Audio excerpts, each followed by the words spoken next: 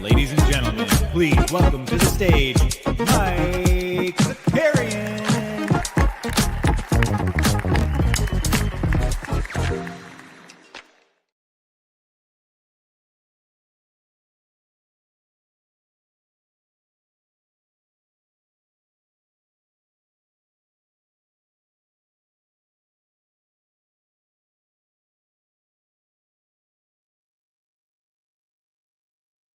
Apparently, I'm hosting now. All right. That was a little surprising here. Looks like Mike's mic went out. So apologies, guys. I guess I'm going to play producer right now. That's fine. Got a big show for you guys. Obviously, pretty big NBA weekend. Give me one sec. Get everything pulled up here. I was not prepared for where we are now. But hey, it's a Monday morning. We'll wait for Mike to get back going. In the short term, let's review the weekend here. Let me see what we want to start with here. Big picture. Let's start with the Cavs Suns. I know on the thumbnail. There we go, Mike. There we go. Yeah, sorry about that, guys. It might take a second for my mic to not sound underwater there. We had to do a quick reboot. Not really sure. That one was weird. That one looked like everything was fine, and then all of a sudden it said muted. I unmuted it, shut the camera off. So, Mike, thanks for jumping on. But all I was saying, just had to. I was a little shocked, and I was like, "Oh, I'm producing now. It's fine. No big. Yeah, just happens." You weren't producing. No, you were just put on camera. The thing that I was going to say before or while I was muted, I just was like so underwhelmed with basketball in general this weekend, whether it was professional or collegiate. I was trying really hard to get into it. But between the NBA games kind of tanking for the most part, outside of some of the stuff last night, and just March Madness has been a little underwhelming. I don't know. Did you like watch a ton of stuff this weekend? The funniest part about the NCAA is this is the first time in a long time in NCAA history where there has not been a mid-major basically to make it into the Sweet 16. Every single school is not even just a mid-major, but there aren't any basketball-only schools. It's all FBS schools. Yeah, I mean, I think something that we're going to start seeing, and I'm sure there'll be a lot of, like, whether it's podcasts or newsletters or articles written about this, we might see this might be a direct correlation with the rise of the NIL, right? Because you're seeing those schools have a bigger budget for some of that, and it kind of mutes some of the mid-major excitement, right? So yeah, I don't know if that, and it could just be like a this year thing. It could just be like a random run out, but I do think we're going to see that trend in that direction a little bit. Well, I think the trend there for your brackets is, things are going to go chalkier than you expect. Like, yeah, it is much more March Sadness and March Madness. There you go. Like, nice. Yeah, it is what it is. I would say March Sadness in the NBA too. I was pretty I could not get hyped for a lot of these games. Now, some of this was just matchup related. I do think this week we've got some more exciting matchups. Like we've got some playoff stuff that's pretty important. But so this is what we're gonna do. Just for I apologize I didn't get to do any of the stuff up top that I normally do. But what we're gonna do today, talk a little bit about just like the playoff scenarios, both in the Western Conference and the Eastern Conference. Then we're gonna talk a little bit more about the Celtics sale that I know we got into a little bit on Friday, but we'll do a little bit more since some more information has come out over the weekend. And that's more gossipy, I think, than anything else, but whatever. It'll be fun to talk about. And the only other business-related stuff, we got kind of a busy week this week. If you saw yesterday, we had a SORARE MLB video drop. We're going to be trying to do like 2 videos a week in the baseball side of things. We also have a show with Andrew Laird Wednesday at noon. So we're back to NBA Bit Monday through Friday at 9 a.m. Today we have the Live Before Lock at 5 o'clock. We'll have 89 Cavs either Tuesday or Thursday this week. On Wednesday, as I mentioned, at noon with Laird. I'm also jumping back on the Badge Bros Wednesday afternoon. And then Friday, we'll have some Live Before Lock. And then I think we'll have some other SORARE MLB announcements hopefully coming hopefully later this week. So if you missed that video over on the Elite Fantasy Hoops channel, go check that out. That was some weekend work for your boy. So go check that out. But all right, I think that's do you have any playback stuff coming up this week, Mike? Playback tonight. Playing the Kings. So that'll be a fun one. And then the remainder of the week, just pull it up here since I got it. I think they have a 3-game week this week, right? Yeah, so Sacramento tonight. That's a late night game. So 10 p.m. Eastern, 7 p.m. Pacific. So all you on the East Coast, come hang out. I know it's going to be a little late for y'all. The remainder of the West Coast trip at Phoenix, 10 p.m. start on Wednesday. And then Saturday at San Antonio, that's going to be an 8 p.m. Eastern start on Saturday night. Yeah, for the Celtics tonight, too, I wonder if we see some funny business. I know Porzingis, Jaylen Brown, Drew Holiday are all questionable. Excuse me, Jaylen Brown's going to start playing some basketball games if he's trying to qualify for that last third-team All-NBA slot. So I imagine he's going to be back here sometime soon if he's relatively healthy. And I could see a Tatum rest day incoming just because they're kind of secured up here in the second seed. But let's kind of dive into some of the Western Conference stuff. So here's heading into this weekend. This is what we're looking at because like the 2 through 8 is kind of nuts in the West, right? So the 6, 7, 8 race has caught up to the 2, 3, 4, 5. So the Rockets right now have 26 losses. So they're atop the second seed. The Nuggets and Lakers both have 27 losses. You have the Memphis Grizzlies, who have been without Ja Morant now for 9 straight days, are at 28 losses. And then the Warriors, Wolves, and the Warriors are at 30. And then the Wolves and Clippers are at 31 now. The Clippers have had a tough loss last night against OKC, but have kind of like closed the gap here a little bit. So why don't we like start with that 2 through 8 run, and then we'll do the back end of the play-in because that also gets spicy. But like anything like sticking out to you, Mike, in the Western Conference and that kind of 2 through 8 like mid range. So I think it's going to be tough for Golden State to get to 4. Yeah, I think making up 3 games is tough. Now that said, 2.5, 3 games. Of those teams, they have the 4th easiest schedule in the West. Total. Mm-hmm. So Phoenix is the most difficult schedule. Minnesota actually has a insanely easy schedule, the easiest schedule left in the West. And overall, let me see, they are 23rd. So 7th easiest schedule remaining. So that's going to be like the 6-7 is going to be super compelling there. The other thing to track is, I think what's going to happen with Houston. Like, Houston lost to Denver last night without Jokic, and it kind of set alarm bells for me in terms of big picture what they're going to be in the playoffs and whether or not they could maybe even fall to 4. Yeah, I mean, they could definitely fall to 4 just because of how close everything is. They could, I mean, it's just like you lose a couple games in a row, all of a sudden you're the 4 or the 5 seed. So I do think that's in play. I do think like one of the questions for Golden State, for Houston heading into the playoffs is just like what their offense is going to look like in crunch time when rotations shrink up a little bit and how they approach it. Houston's like upcoming games here. They're like not really middle of the pack, but they've got games against OKC coming up, Denver. You get a couple against the Lakers, 1 against the Warriors, 1 against the Clippers. So like that's really going to decide where they land in the Western Conference. But I think if you're like the team, and we mentioned this a little bit last week, if you're like the teams behind them, I think you're fine. Like if you're the 7, 8, 9, 10, you're like, man, if we can, or 7 and 8, I guess. If you're like, man, if Houston can stay in the 2 seed and we sneak into the 7 seed, I don't think Minnesota or the Clippers would be mad at facing them in the first round of the playoffs. Yeah, and then just quickly on the backside, Dallas and Phoenix, that's just kind of lingering whether Phoenix actually ends up not making the playoffs. But go ahead. Just real quick. The other thing here is if you're Houston, having to play the Clippers right now is literally the worst time to do it. Yeah, because the Clippers look great.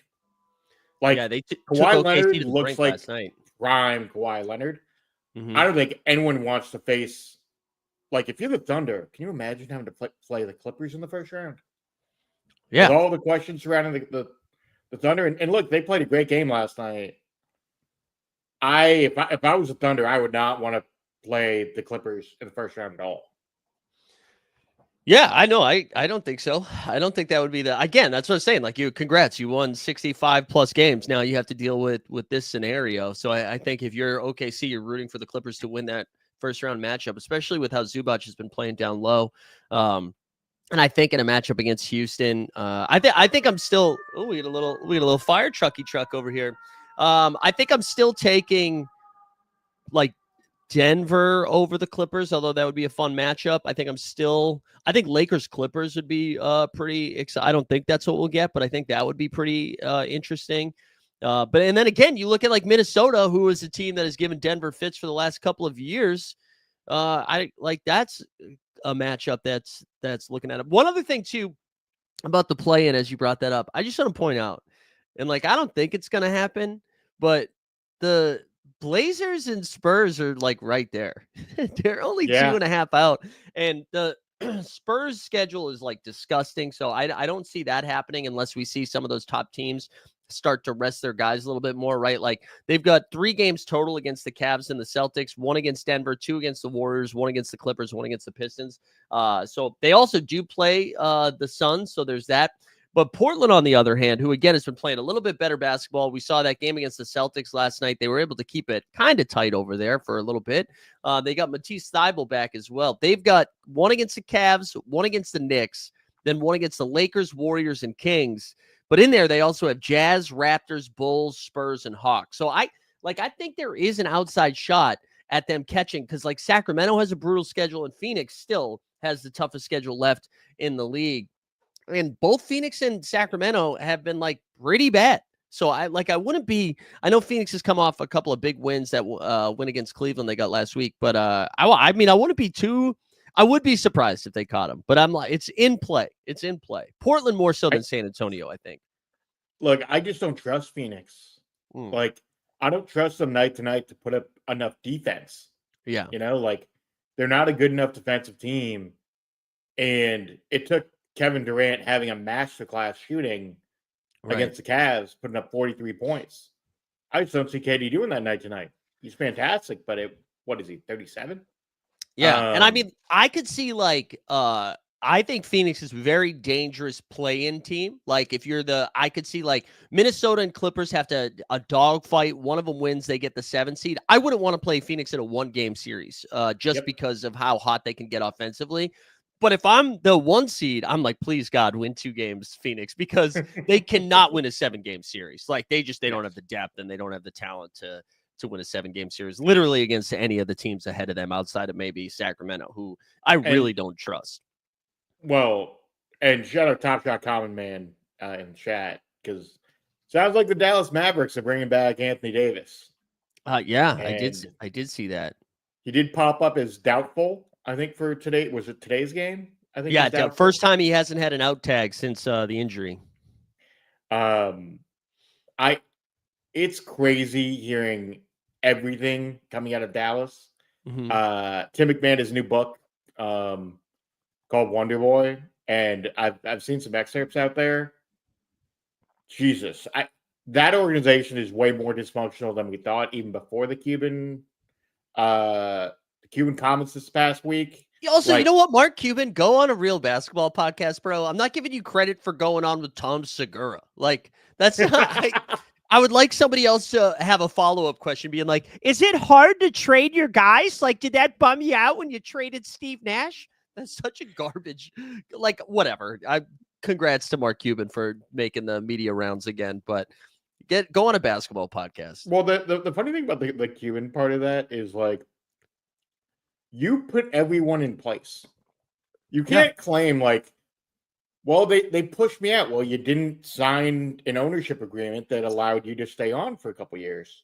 We're going to talk about that a little later. But that's it. We will talk about that. That's just not how it works, man. You spend billions of dollars, like you don't, or you receive billions of dollars from someone, you no longer can make the decisions. Like, I think he is a smart enough person to know that was insane for him to think that was going to happen that way. The other thing is, he specifically, sorry to derail this into Dallas talk, because they're not going to matter in the big picture of the Western Conference. But I think it's very funny that the guy who is most famous for Shark Tank and creating fantastic business deals. Did a fucking handshake agreement for the head of basketball ops? Like what? Yeah. I don't.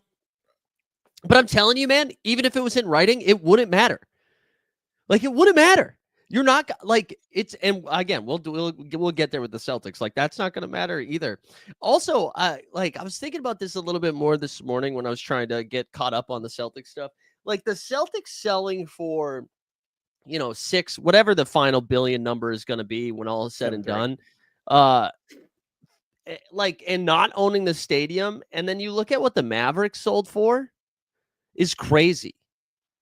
Like they basically 2x'd what the Mavericks did. And the Mavericks at least own their arena. Now I know the Celtics franchise is worth Mavericks more don't own their arena, they lease it. They have a lease agreement with the city. Oh, do they? All right, I didn't know that. The lease agreement runs out in 2031, which is why they're trying to get this new stadium built in Irving. Got you. But pre Luka trade, wouldn't you think they'd be north of 5 if they had sold in like October? Well, the rumor with that part of the deal, and this is very much rumor, is that Cuban gave them a deal because they were going to include him in the casino stuff. What an idiot, dude. He should have to. I don't know if he's still in Shark Tank. I don't know if that show exists anymore. Back. Yeah, I don't even know if it exists anymore. He should have to forfeit his seat. Like if he went before the Sharks and put that deal out on the table, they would have been like, "That's a no for me, dog." All writing. What are you doing? Yeah, like the rumor with Cuban was he cut the Dumonsa deal at $4.5 billion. Because remember, the T-Wolves sold about a year and a half earlier, way undervalued, and everyone knew it was undervalued when the T-Wolves sold for $2.5 billion or whatever the number was. To Mark Lowry and Alex Rodriguez. And that litigation is finally finished up. So it sounds like we're going to get Alex Rodriguez as an NBA owner. If you had told me that 15 years ago, I would have been like, excuse me, what? But yeah, we're here. So.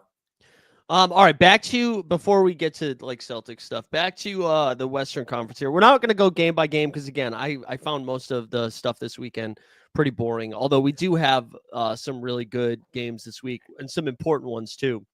But of the West, like outside of OKC, who do you think is the scariest team there, 2 through 8? Ooh, probably the Lakers. Yeah. Not to be that guy, but to be that guy. They're still getting healthy. They're getting Rui back shortly, which sounds crazy that Rui is an impactful piece for them, but he is. And LeBron just came back this weekend, although surprising loss, Josh Giddey and the Bulls. Oh, man, Giddey was awesome in that game. Josh Giddey getting the triple-double we needed last week, Mike. Yeah, I know. And 2 steals off of a quadruple-double. And Kobe White with a monster game, too. Yeah. But that said, back to getting fully healthy, that team is dangerous in a playoff setting. You have 2 guys who have, LeBron's been to a bunch of finals. Luka's already been to 2 conference finals and a finals. They have the requisite playoff experience to do the thing.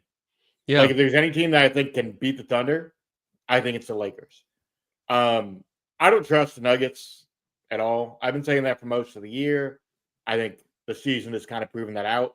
They are a bit of a paper tiger. I know they just beat the Rockets last night without Jokic. I just don't think they're that good outside of Jokic. Yeah, I think Denver. I think Jamal Murray's second half of the season has been pretty impressive, and if that's what they're going to get for him in the playoffs, I do think he was awesome last night. I think he went 4 for 6 from 3 and 36 and 7 or something like that. So I do think Denver. To me, Denver is the scariest. I think they have the highest ceiling and lowest floor. Like if you told me they got bounced in the first round in a matchup against the Warriors or the Timberwolves, then sure, I could see that happening as well. But I also think they pose the biggest threat to OKC. Although OKC has guys that can shut down Jamal Murray, so there's that. But I think just because Jokic is the best player in the world right now, I think they could give him the biggest problem. I think speaking on Joker too, I know there was a comment in the chat about it. Like he's missed now a full week.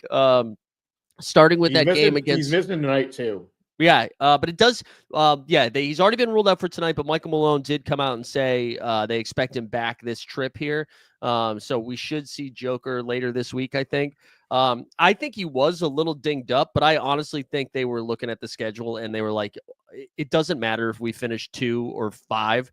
I would rather have these guys be rested. And that was like one of the bigger complaints last year, that they were so tired as they headed into the playoffs that they didn't have enough juice in the tank for that game against or for that series against the Timberwolves. And it seems like that was strategic. Yeah, it's definitely strategic, and I think they've made it a point to be like, hey, Joker's really hurt. That said, pretty soft part of the schedule for them. Even though they lost a couple games in that stretch. Mm-hmm. My concern with them is just that bench. And yeah, defensively, I don't know if they can really compete in a 7-game series. The other thing I will say, though, if they get matched up with the Warriors are done. Yeah, that's the thing. Like I think the Lakers would be a fascinating series with them. I think the Timberwolves would be a fascinating series with them.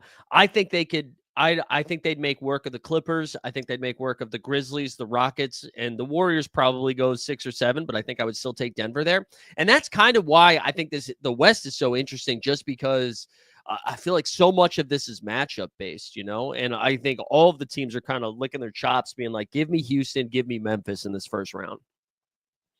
I mean, we even saw some reporting last week from ESPN saying teams don't respect the Thunder. Like, yeah, we mentioned it earlier with the Clippers, but if you're the Clippers, you have a bunch of guys that have won NBA Finals. Yeah. Or at least been far enough along. Kawhi's won a title. Harden's made a conference finals. They have enough experience to get there. Mm-hmm. But to play against the Thunder, Thunder haven't made it out of the second round. I've said this stat all year, but, Jason Tatum has as many series wins as SGA has playoff wins. It's so fun. I mean, that is a real stat, but I just think it's I think that's more of like congrats to the Celtics on their long run. I think to use that as an indictment on the Oklahoma City Thunder, who've only been together as a team for like 3 years, and to be like, how come you haven't gone to the Eastern Conference Finals as much as Jason Tatum, is not really an argument. But I think you could say the same thing for the Cavs. Like, you can't, we're not going to give you credit until you do it. And it's like, okay, but at some point then you do it. And again, OKC has been historically like one of the most dominant teams we've seen in the regular season in a long time. I do think there are still questions for them, but they have beefed up all of the things that were problems, right? The rebounding was an issue, so they bring in Isaiah Hartenstein. They bring in another on-ball defender, and this is really, I think OKC's ceiling really comes down to a second scorer. And if Jalen Williams can take a little bit more of a step than what he did last year in the postseason, where he was very hot or cold, if he's like a consistent second scorer, that to me is the ceiling of OKC. Because I'm sure you're going to see teams just throw, in a 7-game series, they're going to figure out ways to at least attempt to slow SGA down a little bit. They're gonna double and blitz him consistently in a playoff series. Yeah. Just a note on the playoff thing, in terms of, like, you got to go through some pain before you can win. Mm-hmm. Did a little digging last night in preparation for the show today, because I knew we were going to be touching on this. And this goes for the Cavs too. But generally speaking, you got to lose a bit more before you can make the leap to win the finals. Celtics were knocking on the door with 4 out of 6 conference finals appearances. Nuggets in 23 made a conference finals in 1920. The Bucks won the title in 21-22, but made the conference finals in 2018-19. Lakers in 2020 are the exception to that rule, but they have LeBron, who's been to multiple finals. Raptors won the finals in 2019 after making the conference finals in 2016. That's the last 5 years of champs. Yeah. Now, the Warriors in 2015, exception to the rule. And the exception because they have Steph Curry. Right. And maybe the Thunder are the exception because they have SGA. Maybe that is the case. Yeah. I think it's unlikely they do it. Yeah, I'd rather bet with history. Yeah, I think if OKC I think it's a little bit different in the Western Conference just because of how deep the West is right now. But I mean, I'm picking them in a 7-game series over everybody right now. I do hear you that it's like in this scenario, I understand taking the field over OKC to get to the finals just because of how deep it is. But I still do. I think like their greatest gift is the Mavericks falling apart, both by trading Luka and then everybody getting injured. Because I do think the Mavericks could have given them hell the way they defend and how big they are. But I just don't think we're going to see that version of them in the playoffs, especially with no Kyrie. On the Eastern Conference side of stuff, man, and we can actually like scroll up and talk about some of that. I think if the Cavs get to the Eastern Conference Finals and lose to the Celtics, anybody else they lose to, I think is a massive failure. I think if they lost a tough series, right, like a 6 or 7 game series against Boston to go to the NBA Finals, sure, Cavs fans would be disappointed. You'd be disappointed. I don't think that's like a failure, though, for Cleveland. I think we're in kind of a unique scenario right now where we have these like 3 historically dominant regular season teams in Boston, Cleveland, and OKC. So I don't know how you feel about that, but like, again, I know they're on like a crazy win pace, and I know they've slowed down a little bit this past week, but I think like if it's a tough battle in the Eastern Conference Finals, I think I'd be objectively would be like, okay, that build off of that. One thing to note on the Cavs is Darius Garland, and I'm going to pull up the stats in a second, but Darius Garland's March has been atrocious. Yeah, his last month has been really, really bad. And if he continues his shooting slump, and I'm going to pull up the numbers off Basketball Reference real quick. Sorry, pulling up the game log now. Wasn't sure when we were going to switch over. So here it is. Through the month of March. So he is shooting 32% from 3, 39% from the field, averaging 17 points a game.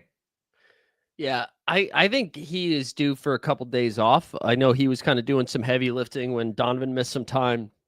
Like 2 weeks ago, Mobley missed some time. I would like to see them give him, and I think he missed maybe 1 game, but just give him a couple of days off to get him well rested. I do think like for Cleveland, a matchup against Orlando in the first round, I think would be, I mean, for Boston too. Again, both Boston and Cleveland will make work of Orlando. But I do think Orlando is kind of a sucky first-round matchup for Cleveland just because of how physical they are and how many guys they can throw at both Donovan and Garland. I think that would have to be a pretty big Mobley and Allen series. But again, I don't see anybody giving Cleveland trouble until the Eastern Conference Finals. I don't know. Are you believing in Knicks, Pacers, Bucks, Pistons? No, none of those teams scare me in the least. Like, I think the interesting thing there in terms of the standings is I think the Pacers may give the Cavs a little bit of a scare. Mm-hmm. I have zero fear of the Bucks. We should talk about that for a second, just quickly, because I think this happened on Friday after, or maybe it was Thursday night after Milwaukee had that meltdown offensively. I believe like Doc had a meeting with like Dame, and I think Giannis was involved. And then Dame immediately went to Chris Haynes and was like, here's what happened. So Chris Haynes could report it. For those that don't know, and I'm sure you do at this point from his time with Portland, but I mean, Chris Haynes is basically, I don't know if they're like roommates or what, but Haynes leaks Dame leaks everything to Haynes. And it's like I think within Haynes hours. was like literally at Dame's wedding. Yeah, it's crazy. Yeah. But I will say Milwaukee, since Dame hasn't played since then. It's been kind of weird, and I think they've been wrestling with like calf soreness or something like that. And again, maybe Milwaukee's like, listen, it doesn't matter who we play in that first round. Either way, in the second round, we're going to have to go through Cleveland or Boston. But maybe they're just trying to get their guys healthy. But yeah, the vibes feel weird in Milwaukee. It's a lot of Kyle Kuzma. I don't love it. I don't love it. But yeah, so you think like the Pacers would be the ones that give Cleveland the toughest matchup? Yeah, I mean, just to quickly finish up on the Cavs' March here, pulling up just their overall team stats. They're the top 3-point shooting team in the league prior to this month. They're the worst team in the league in terms of percentage on the month. Yeah. That's scary heading into the playoffs. Look, teams really struggle in March if you're doing well. Like, weird things happen. You're going to lose weird games. Mm-hmm. But to drop to, let's see what they're shooting, 33% from three on, let's see, 43 attempts a game. That might be shooting variance over the course of a 9-game stretch, but that's scary. Yeah, I do think they were in a tough part of their schedule too. Like, to have that much of a lead on the Eastern Conference, plus going on a Western, like a West Coast trip, I do think it was kind of like a perfect storm. But you're right. I mean, again, luckily they're going to be playing one of Atlanta, Orlando, Chicago, or Miami to get right in the first round. And especially if you're 3-point struggling and you get Atlanta or Chicago in the first round, nothing like a matchup against one of those teams can fix your offense. I will say the way Chicago's playing right now, I hope they get into the 7-game series, even though it would probably be against Cleveland or Boston, because they just play fast and loose. And I mean, they've been fun, even though Vooch has kind of been ass. They've been a fun team. They don't defend a soul, but man, they're fun to watch. Yeah. They shoot a bunch of threes. They actually, so like, while they don't defend at a high level, they do have some decent enough defenders to kind of get into you. Like, Yeah. they're like, I don't know how much of the Luka Giddey stuff you saw the other night. Yeah. I mean, But Giddey like, was going Giddey out. was all over that man. Yeah. There are jokes to be made somewhere, but I'm just going to avoid them. No. But Giddey was all over him. Yeah. All over him. Also, all right, I was debating whether or not I was going to take this take to the internet or if I was just going to leave this in this house. I think I like the Giddey jokes, first of all. Let me just say it. The Giddey jokes are fine. I think I'm drawing the line at the comparison to Karl Malone. I don't think that's fair. And the reason being, Giddey was at an 18 and over club, right? Allegedly, at an 18 and over club. He was 21. It was someone presenting to be of legal age. And then we come to find out later that he was duped in that scenario. I just don't know if that is the same as fucking Karl Malone. You know what I mean? Like, I think we have to have a little nuance. It's fundamentally not the same because he didn't get the person pregnant. Right. Well, and also, well, I don't know how far into this I want to get. I'm just saying, I feel like I'm almost feeling bad for Giddey. I think we should still be able to make fun of it. Like when he almost had the quadruple double and refused to get a number over 18. I thought that was a funny joke in his like, it was like 17, 16, and 12. That's a funny joke. I think the Karl Malone stuff, I'm like, man, Karl Malone was a straight up predator though. Yeah, and by the way, the other thing about the whole Malone thing, basically paid child support, chose not to talk to the kid till he was in college. So, yeah, piece of shit human being. Just not a good human being. I don't know also, if we know that Josh Giddey's a good human being. I know that he is pretty beloved by his teammates, but you know that is kind of just. Anyways, Anyway. I've been thinking about that this weekend when I was seeing all the graphics where it was like Giddey with a highlight and Karl Malone almost like as an overlay in the photo, and I'm like, come on, it's not the same, but we can still make fun of it. I just don't want to include Karl Malone. I feel like that's not fair. I feel like that's a line too far for you. Yeah, for me, I think we can do better. Again, the refusing to get over 18 in the stat line and making that joke, I think that's creative and funny. I like that. I'm here for some of the comedy. That one is too mean-spirited. Because fuck Karl Malone. All right. The only thing actually that I wanted to bring up on the East too, I wonder if we're not, because the Knicks have been without Brunson, their offense looks a little stagnant. They've basically been playing like 500 ball in the last month. I wonder if we're not giving them enough credit, and that because their big thing last season was they just couldn't get healthy and they were decimated in the second round. And that's the only reason the Pacers got through that 7-game series. Do we think like New York has an extra gear here if like when Brunson comes back? Like, was this injury almost perfect timing, similar to LeBron? Like, Tibbs, you can't play him 40 minutes a game because he's hurt.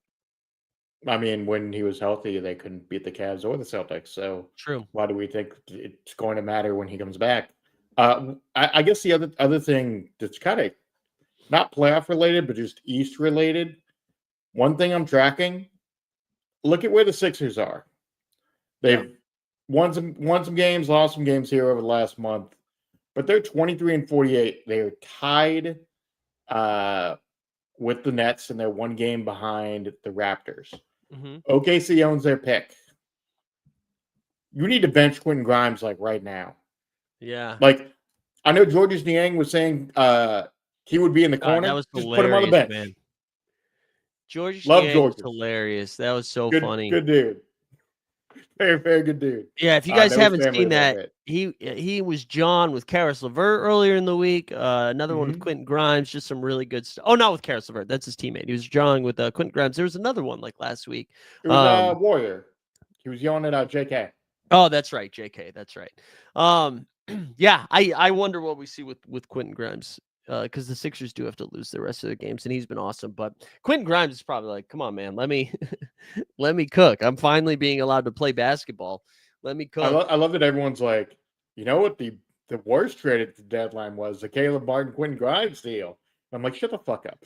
You people are saying a thing that you heard on a podcast once to make yourselves look smart. That is not the case. I think it's less about Quentin Grimes going and more about them thinking Caleb Martin was good to go for them. That I would make fun of the Caleb Martin side of it way more than letting Grimes go, because Grimes is more of a financial thing. Well, they also gave up the Sixers second round pick. Yeah. And then when they found out Martin was hurt worse, they took back a worse second round pick. Right. Like Nico Harrison, how bad of a fucking GM are you? Honestly.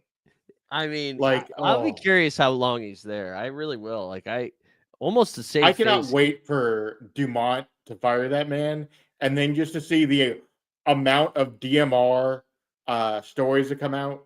Dallas Morning News stories that come out like within a couple days. Tim McMahon will get every single leak, 100%. Wait, Justin in the chat just said there's no better guard than a guard replacing Paul George. You know what? Touche. All right, let's spend like 10 or 15 minutes here talking about the Celtics a little bit more in depth here on the sale, because I know, Mike, you were like deep in the weeds here, so you can steer the ship here. Where do you want to go? All right, I'm gonna go big picture. I had a couple like broad thoughts. First, I don't know about you. I know we've been DMing kind of back and forth, but I was genuinely shocked they got the number. When we were at All-Star, I talked to a bunch of different people within the league, both at activations and at a couple different events. And the consensus was 6'4", 6'5" was what they were going to get. And I've been saying that for a while. Like, I'd heard that was the case. We knew they were going to get over $6 billion. I'm shocked that the total number is 7.3. Yeah, that's so funny, because I remember when they first went up for sale over the summer, I said it was going to be over 6, and everybody's like, they don't own the stadium. It's going to be less than that. And I'll be honest, I didn't know they didn't own the stadium. So I was like, all right, maybe I'm wrong, but there it is. I mean, yeah, I mean, 7's such a big number, but it's all fucking monopoly money at this point. Like, and what's the difference between 6 and 7? I mean, $1 billion and 20% from State Street, apparently. Yeah. So, that's the first part of it. That's huge for the NBA, and we're going to get into expansion in a little bit here towards the end. But big for the NBA, big for the team, that they were able to get to that number. Big for the Grousbeck family, who really were banging the table to get over $6 billion, and they got well over that number. So that's the first thing. Second thing, new owner Bill Chisholm is a hell of a lot smarter, I think, than people know about or expect. Well, I think that's because nobody knows who the fuck he is. So that's the first part of this. This guy had no internet presence prior to Thursday. None. Can I just say, I don't think that's a good thing. That's real villain energy. I think if you don't have any sort of internet presence, I think you got a different name. I don't think that's your real name, Bill. I've watched enough TV that I know you did some shit, probably in London, and had to relocate. Yeah, well, what's funny is he also did like a a small PR campaign. Like he did kind of I wouldn't call it cringe-inducing, but it really depends on your perspective. But really leaning into the Celtics fandom by jumping on with Chris Forsberg and being like, "Oh my God, Chris, I love you, buddy. Yeah. Love you Also, and Abby." nothing says I'm a big Celtics fan, which now after I buy the team, I'm gonna move to Boston. That was my favorite line. And also, by the way, it's funny that he's talking about Forsberg, who runs their studio show for NBC Sports Boston, and Abby Chin, who's fantastic. Shout out to Wheel. And he now owns at least a large portion of that station. Right. Like, so it's very funny that he's like, "Oh, I'm big fans, but also I'm your new boss." Yeah. Go on EEI, you coward. Go on EEI. You can't go on your own company go on network. with my guy Adam Jones, all right? Yeah, get on. I'll send you his number. We can make this shit work today. So yeah, that's kind of the first and second thing. But within that, I sent you this piece from the Axios did a piece over the weekend talking about the sale itself, and there are some interesting mechanics here that I think are important. On your show on Friday, you talked about Steve Pagluka's letter. Yeah. And there's some mechanics within the letter that are concerning.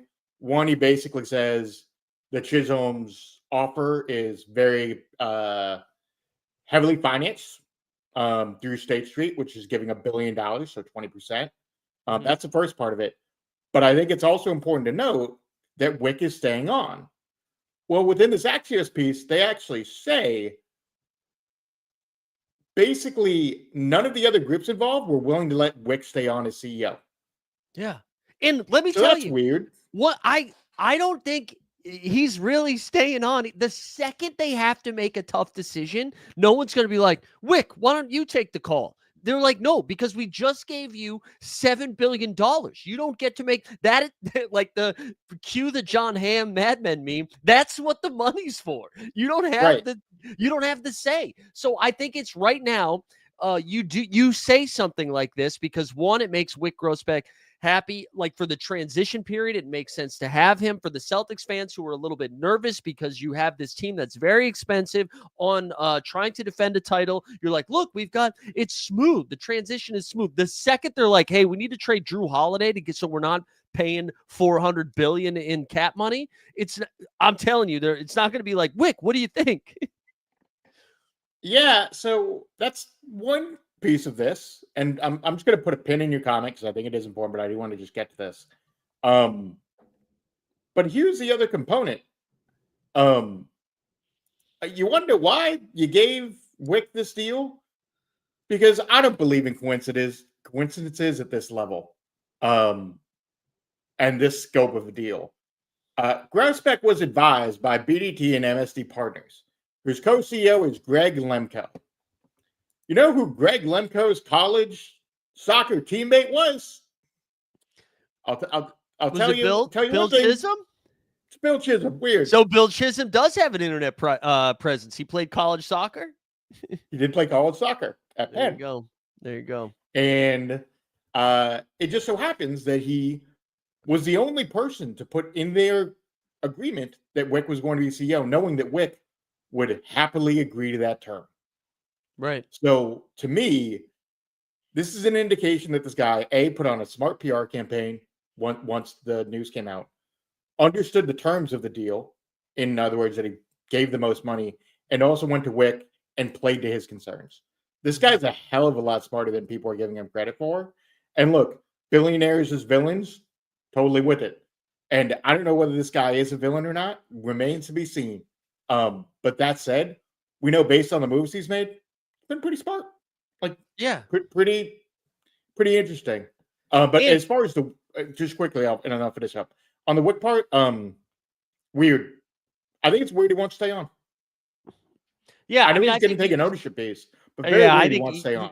He just clearly didn't want to sell. Like that's that's what it was, right? He just clearly didn't. He wasn't ready to give up, and probably wanted to have some sort of feeling like he had a piece still.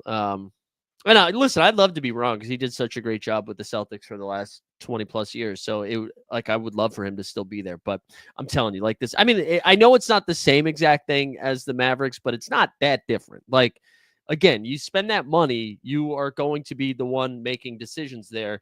And the Celtics are going to have some brutal decisions in the next like 2 or 3 years. So, I think as long as they win the title, you can prolong some of those decisions. But the second you don't win it, then all of a sudden decisions are being made. Well, then People you're don't gonna like have a losing lots.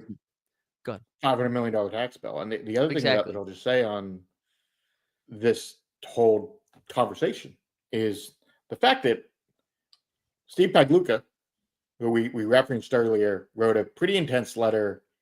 And the other thing is he got iced out. Yeah. He made it clear throughout the negotiating process that Wick was not going to be his CEO. And their relationship for the better part of the last 10 years, going to published reports, has kind of fallen off. Pags nearly took the Nets ownership group, fell through. That ended up going to Joe Tsai. Got outbid again there. But Pags is pissed. And he feels like this deal is going to fall through. Says at the end of this letter, we are there for Celtics fans when this deal falls through. Says it in the letter.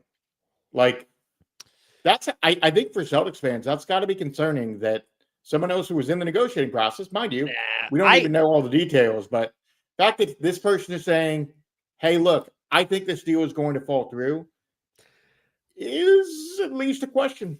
I would feel a little bit differently if a third party not involved said that, but that's the guy that didn't get it is like, oh, I don't think this is gonna, like, that's butthurt energy from him. And it sounds like the writing was on the wall that he wasn't going to get this team for a while now. In that I think this was just rage fueling for a while. And he probably had a version of this drafted since like January and finally could fire it out once it was all said and done. I'd be surprised.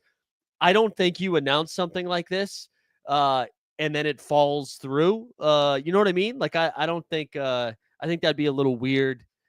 That would be and really embarrassing for the Celtics organization if like you announce the $7 billion and the NBA. Like, do you think that Adam Silver's going to allow this to fall through after being like, here you go, $7 billion? Like, no way. Especially because you mentioned the expansion. Like, this is setting the stage for expansion, so we can be like, this is the going rate for NBA teams. Chisholm's still looking for investors.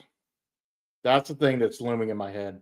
You're not fully financed after 9 months on a deal of this size and scope. Don't get me wrong. $7 billion is a lot of fucking money. But if you're not fully financed at this point, that is scary. Yeah. So I don't know what to think, honestly, on that part of it. And the last time we had a step-up agreement was the A-Rod Lowry thing. And that ended up going to court. It does sound like, though, that they are way closer than what A-Rod and that was like the NBA owner version of financing like a cheesy gordita now on Klarna or whatever it was, like that you can do, or DoorDash. Like financing a DoorDash deal? Yeah, I mean, they were like, hey, over the next 10 years, if we give you X amount, like that feels a little different than where we are right now. And I mean, they had to finance the last $1.3 billion of that deal.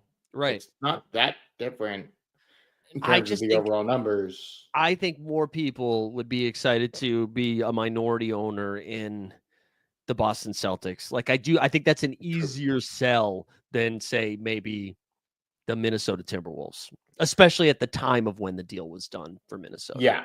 And to your point on expansion, since we're here, and this is, I think, going to be more interesting to the chat than anything else, because we bore them with enough Celtics drama bullshit. Yeah. And then we'll talk about what DJP's thrown in the chat. Yeah, I know. So with expansion, Seattle and Vegas are certainly the favorites. And there are already stadiums built in both of those locations. Mm-hmm. Seattle already has a stadium that is intentionally built for basketball. Even though it is a hockey stadium, they've made it clear they want to own a team. And that ownership group does have one of the sons of one of the founding members of the Sonics So that's cool. And Vegas, everyone thinks Vegas is going to go to Fenway Sports Group. Ask around the league. It is consistent. It is very loud. LeBron is a part of Fenway Sports Group. So, and LeBron has said he wants to be own a piece of the team in Vegas.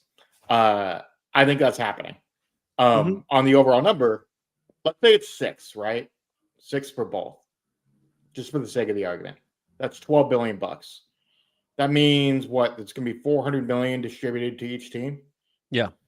So if you're someone like State Street who invested 20% in this deal, you're getting $100 million back in 3 years. Yeah, it feels like a safer investment. So you're getting a 10% return on your investment just off owning this team. Again, also weird why Cuban sold when he sold. Because he knew the expansion was coming. Like, why not just wait till you get a high enough number? Look, I don't. And you get a few $100 million back. Like, let expansion happen. Then you know how much teams are worth. Then you sell the team. I feel like somebody needs to write a book on Cuban here soon. Well, I think Wonder Boy's touching on some of it. I haven't read the book yet, but I've heard from a couple of different people who have seen it, and Cuban has talked about quite a bit, including the sale. But yeah, expansion is going to be really interesting to see. When they announce it, how many teams are interested in Vegas, or how many groups, I should say, are interested in Vegas. I think it's going to be a lot of groups are going to be interested. How many come up over 6? How many come over 7? Like, are we going to see an $8 billion expansion fee? Yeah, I don't know. I don't think I feel like the Boston. I mean, it depends. I guess if inflation still is a thing. I think the Celtics are more of an exception than a rule. I feel like we probably see it closer to $5 or $6 billion for like a new team versus like a storied franchise. I know they'll probably have their arena rights, so that changes it a little bit. But I don't know. Like, even, you think about Seattle I think Seattle could be more expensive than Vegas, which you maybe think it's the other way around. But I just think having like a fan base already built in changes it a little bit, where I've gone to lots of games in Vegas for whether it's like Raiders or Aces, and it's Vegas is more of like a transplant place than a home body place. You know what I mean? It's more of eventized versus fandom, I would say. Right. I mean, to be fair though, the Knights in the first season sold out. So like, there is a local component that do go to games. Oh yeah, there'll still tickets. I just mean, I think as a franchise for its worth, I could see. I don't know. I could see it being. I could see Seattle. I just think like all of the mechanics of expansion are going to be really fun, and like who gets put up in an expansion draft is going to be interesting. How teams deal with potentially like the second and first apron within that. Like if you go to Vegas and you go, hey man, like if you're the Celtics, let's say 2 years out, let's say Celtics win a title and expansion is happening, say 2 years from now, whatever, right? They go to Vegas and they say, hey, we'll give you our first round pick in 29. Yeah. If you take Drew Holiday off our hands. That gets us under the second apron. Let's do it. Yeah. And that's what happens with the Vegas Golden Knights when they did their draft. So like, I think all the mechanics of an expansion draft will be fun. But as far as the groups, who knows? But I do think the overall numbers are going to be much wilder than people expect. 6 is going to be the floor. I think 7 may end up being where they end up. Yeah. Quickly, just want to touch on something Stan said, because, Stan, mostly positive, said Cuban sold before the Luka trade, and this genius thinks he made a mistake. I mean, yeah, he got the Celtics just sold for $7 billion. He sold it for $4 billion, or $3.5 billion, 3.5. It was sub 4. So I yes, I think, getting 2x'd in less than a year and a half is a mistake. I also would say that he sold it to the team that traded Luka. So, or like the organization that sold it to the owners that eventually traded Luka. So I don't know. You think about the Seattle OKC thing. I don't know how many people in Seattle are mad at the guys that took it to OKC versus they're still very, very mad. What? No, but I would say they're angrier at the guys that sold it to the guys that took it to OKC. I don't know the owners who moved it from Seattle to OKC. I do know Howard Schultz's name. You know what I mean? Like, I don't know those guys' names, but I do think there is a little shade there on Cuban. So yeah. I mean, Clay Bennett's an asshole. Oh, I'm not saying he's not. I'm saying I know Howard Schultz's name. True. Fair. But anyways, yeah. So I think Cuban has some blood on his hands as well. Also, well, maybe he's so. Anyway, I'm not gonna. Well, no alleged stuff. The other thing, just quickly because I thought this was hilarious. DJP was asking about Spo's ex-wife. I think the internet was like, "Why isn't Jaime Jaquez Jr. playing anymore?" And it's like, well, he's got to be banging Spo's ex-wife. I don't think that's what's happening, guys. I don't think that's what's happening. You see the Tiger Woods thing yesterday? The Tiger, Jesus, Tiger, man, just keep playing your virtual golf, buddy. Just keep playing virtual golf. That man has a type, is all I'm gonna say. Yeah. I joked that Chappelle needs to redo the draft again. After that, I feel like that might shake things up a little bit. Which is a callback to, I don't know if people even remember the 15 years ago, 20 years ago now. Right, yeah. But anyways, we'll wrap there. Weisberg, thanks for hanging out and jumping on today. Just a reminder, we've got a little Splash Sports coming at you. I'll drop a link to that into the chat. We've been having fun with that. I'll be back for Live Before Lock. Go check out the MLB video that we dropped. And quickly, just Weisberg is doing some late night Celtics Kings over on Playback. I will say Bucks Suns is a sneaky, interesting game tonight. No Jokic against the Bulls. There's going to be 1 million points in that game. And then also like Pacers Timberwolves, I think is going to be pretty fun as well. So that we do have some fun stuff tonight. Also, we got some women's college basketball. If you need some more March Madness, go jump into that. Anything else you need to shout out, Weisberg, before we wrap here? No, man. We've been killing it over in the Playback streets. I know Zakarian was in chat yesterday, but we're growing. We're up to 930 members, I think now. My goal by the end of the month by the end of the playoffs is I want to get to 1,000 members. Which I think is doable over the next month and a half, given the rate we've been growing. So and once the playoffs get underway, I'll be doing more, just like we did last year. I'll be doing a lot of like the Western Conference games over there. So we'll have. Hey, real quick, Common Man says RIP Pick'ems. You want to do a quick pick'em? Yeah, you can do it. You can share screen if you want. I can't do them because fucking underdog, man. I can do prop bets. I guess I can still do prop bets, but yeah, Wizards Raptors is not the game to watch. DJP, don't do that. Yeah, let's pull this up here. What do we want to do? Go to see what lines we have for Denver, Chicago. Yeah. You want me to zoom in a little more? No, I can see all right. I would do. God, Stan couldn't take his L earlier, so threw another thing out there. Stan, we're going to be streaming other teams the entire playoffs. Yeah, let's. Anyway. I kind of like either Giddey points, rebounds, and assists, or Kobe White points. I think I would take either one of those. We could take both. Yeah, you could do both, and then and like Jamal Murray point. Although they're on a back-to-back, so maybe I'd stay away from Jamal Murray. Yeah, do that, and then Common Man's got a couple in the chat here. He wants to go to the Kai Jones. Kai Jones, PRA, and then Kai Jones. There we go, and then some regular season Randall. Maybe we do some of that. What was it? PRA? You said? Yeah, he's got 16.5.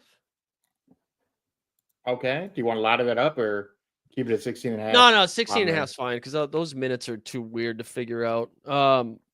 Beasley over threes. Do we do the Pistons even play? You son of a bitch! Is that a callback to Patrick Coyne? I don't think the Pistons do play today. They don't. Said play. Rebounds or Randall rebounds. Either rebounds or rebounds and assists. He liked both of them. Both are kind of at the same number. 0.93x. Wait, say that again? You can do 6.5. What do you mean they're at the rebounds and assists are at the same number? No, I'm saying it's 0.93x or 0.94x. Oh yeah. Just do that. Just 2 rebounds. Wait, is Sabonis? Oh, is Sabonis? I don't think we're gonna get Sabonis tonight. I know he's got a Q tag. I don't think we're gonna see him tonight. And if we do, I think it's in limited minutes. I will say that line, Celtics open at 3.5. It's like barely shifted to 4.5. Yeah, that kind of makes me think. Although they aren't a back-to-back too, that makes me think we might not see a full-strength Celtics team. Do we think Tatum plays? I don't know, man. I don't know. I can't tell if they're like, we're going to bring Jaylen Brown back to. If Jaylen Brown plays tonight, I don't think Tatum does. Maybe we take the under on PRA. The only reason I don't want to take the under is if Jaylen Brown doesn't play. I mean, the Kings don't play defense. I think I would stay away from this game, honestly. Okay. Too many Q tags. Wait, hold on. Let's Milwaukee, Phoenix. Giannis. I would just staring at Giannis right now. Either points or PRA. I would take the higher on just because. I mean, Phoenix has nobody to defend or rebound against him. I'm gonna take Giannis PRA.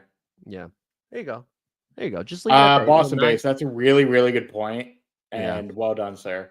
Yeah. Way to pay attention to the internet this weekend. Congratulations. Just all over the algorithm. Yeah, let's leave it at that. Little 9X. That's fun. Let's do one more. Let's throw one more in there. Let me see. Find something else real quick. Well, I want to make it a 5-legger. How you think about Alex Sarr? Oh man, what's his 3-point line number? 1.5. Yeah, over. Actually, can you ladder that to 2.5? For you, sir, the world. Yeah, he's been chucking, man. We will do that. 26X. Let's do a little. God damn it. God damn it. Oh, that's okay. Well, let me read it out here. This is what we got. Kai Jones higher, 16.5 PRA. Randall higher than 6.5 boards. Giannis higher than 51.5 PRA. And then we laddered up our guy Alex Sarr to 2.5 triples tonight against the Raptors. So we'll call it there. Weisberg, thanks for getting up early, talking some Celtics, talking some hoops. We'll be back tonight at 5 o'clock. If you're not in the SORARE or fantasy basketball streets, we will see you tomorrow. NBA Bits back 5 days a week, y'all. Weisberg, thanks for hanging. We out, skis.